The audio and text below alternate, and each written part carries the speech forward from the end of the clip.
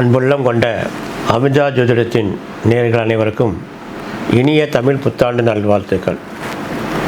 நம்ம இந்த புது வருஷம் வந்து எல்லாருக்கும் நல்லபடியாக அமையட்டுன்னு முதல்ல உங்களுக்கு எல்லாம் சொல்லிவிட்டு, நம்ம ஒவ்வொரு மாத பலன் போட்டு வர முடியா, அந்த மாதிரி பிறக்கின்ற புது வருடம் இந்த பரப வருஷம் புதுசாக பிறக்குது இல்லையா, இந்த ஆண்டு பிறக்கின்ற பரப வருஷம் ஆண்டு சித்திரை மாதம் இந்த முதல் மாதமே ரிஷபராசினியர்களுக்கு எப்படி இருக்குன்னு பார்க்க போகிறோம். பொதுவாக ஒவ்வொரு மாத பலனும் நம்ம சொல்லிட்டே வரோம். சித்திரை மாதம் பிறந்த புது ஆண்டில் ரிஷபராசினியர்களுக்கு எப்படி இருக்கும் அப்படின்னு பார்க்க போகிறோம். இந்த பஞ்சாங்கப்படி பார்த்தோன்னா உங்களுக்கு வந்து குரு ராஜா வர்றாரு. இந்த ஆண்டில் குரு ராஜா வர்றாரு, செவ்வாய் மந்திரியாக வர்றாரு. அது வந்து பஞ்சாங்கப்படி அதில் வந்து இந்த மாதிரி ராஜா மந்திரிலாம் வந்து எப்படி இருக்குன்னு அதெல்லாம் போட்டிருக்கோம். நம்ம ரிஷபராசினியர்களுக்கு பிறக்கின்ற ஆண்டு முதல் மாதம் எப்படி இருக்கும் அப்படின்னு பார்க்க போகிறோம். பிறக்கின்ற வருடமே வந்து உங்கள் ராசியாதிபதி சுக்கிரன், ரிஷபராசிக்கு அதிபதி சுக்கிரன், அது வந்து உங்கள் ராசியாதிபதி 6ஆம் அதிபதி சுக்கிரன், 2க்கும் அதிபதி தான் சுக்கிரன் உங்களுக்கு. அப்போது இந்த பிறக்கின்ற ஆண்டே உங்களுக்கு வந்து உங்கள் ராசிக்கு 12ஆம் இடம் மேசர் வீட்டில் சுக்கிரன் சஞ்சனம் பண்ணுவார். யாரோட?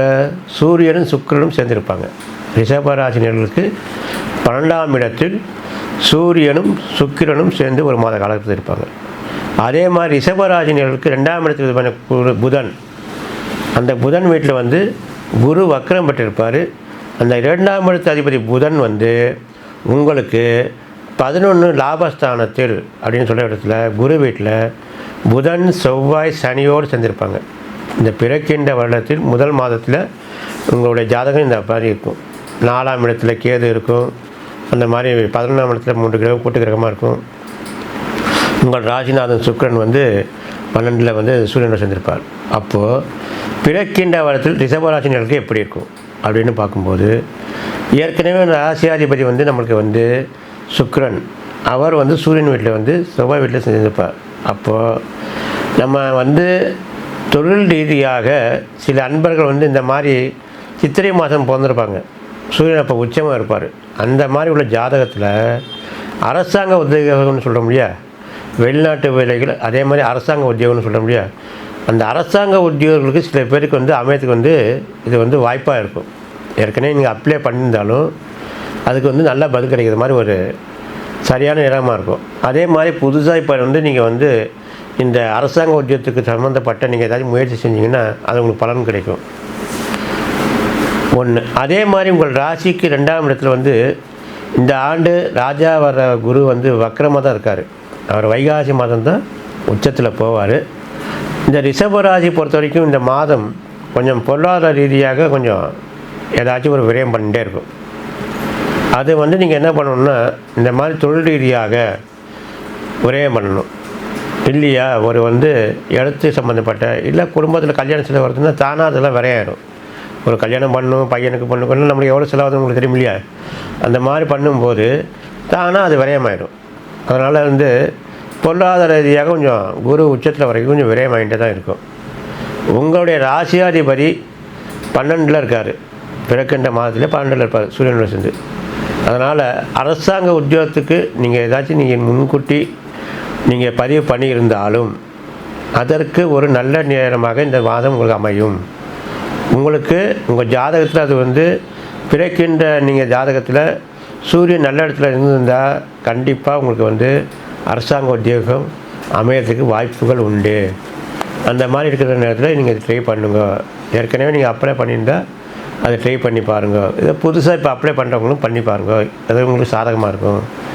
அதே மாதிரி கல்யாணம் ஆகாமல் இருக்காங்க இல்லையா, அவங்களுக்கு இந்த மாதம் புதுசாக நீங்கள் வரணும் அறிமுகம் வெளியில் கொடுக்குற மாதிரி இருந்தால் கொடுக்கலாம். அதே மாதிரி ஏற்கனவே நீங்கள் ஜாதகம் கொடுத்துட்டீங்கன்னா இந்த மாதம் வந்து உங்களுக்கு நல்லா பதில் வர்றதுக்கான வாய்ப்புகள் உண்டு. ஏன்னா ஏற்கனவே வந்து நம்ம பல வீடியோவில் சொல்லியிருக்கோம் யார் யாருக்கு கல்யாணம் ஆகும் எப்படின்னு. இந்த மாதிரி நீங்கள் கொடுத்தீங்கன்னா அது இந்த மாதம் உங்களுக்கு சாதகமாகவே இருக்கும். பொதுவாக உங்களுக்கு வந்து இப்போ ராகு எடுத்து பார்த்தீங்கன்னா உங்களுக்கு வந்து 10ஆம் இடத்துல தான் ராகு இருக்கார். தொழில் ரீதியாக ராகு 10ஆம் இடத்துல இருக்கார். அந்த ராகு தொழில் ரீதியாக இருக்கிறதுனால உங்களுக்கு வந்து தொழில் ரீதியாக நீங்கள் வெளிநாட்டுக்கு போகிறதுக்கான வாய்ப்புகளும் உண்டு. சில பேருக்கு சூரியன் நல்லா இருந்தால் அரசாங்க உத்தியோகம் வந்து அமையும். சில பேருக்கு அது வந்து அமைப்பு இல்லைன்னு வச்சுக்கலாம். சில பேருக்கு இந்த அரசாங்க அமைப்பு இருக்காது.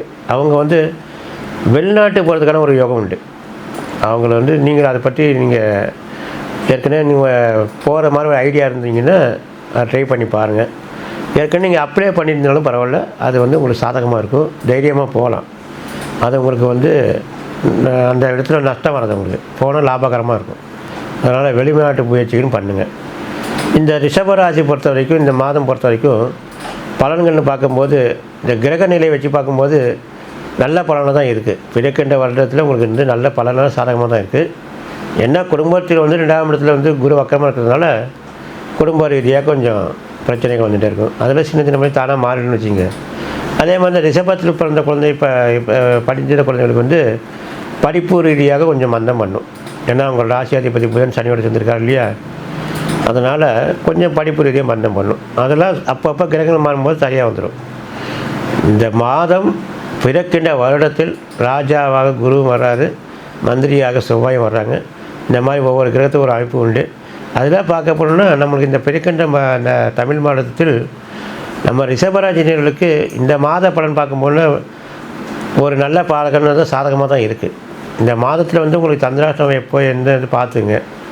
அந்த மாதிரி பார்த்துட்டு நான் இப்போ சொன்ன முயற்சிகளை நீங்கள் செஞ்சீங்கன்னா, ஏற்கனவே செஞ்சுட்டீங்கன்னா நல்ல பலன்களை கொடுக்கும். அதனால் ரிஷபராசிகள் வந்து இது ஒரு நல்ல மாதமாக இருக்கிறது. மீண்டும் உங்களை எல்லோரும் சந்திக்கிறோம். அனைவருக்கும் தமிழ் புத்தாண்டு நல்வாழ்த்துக்கள்.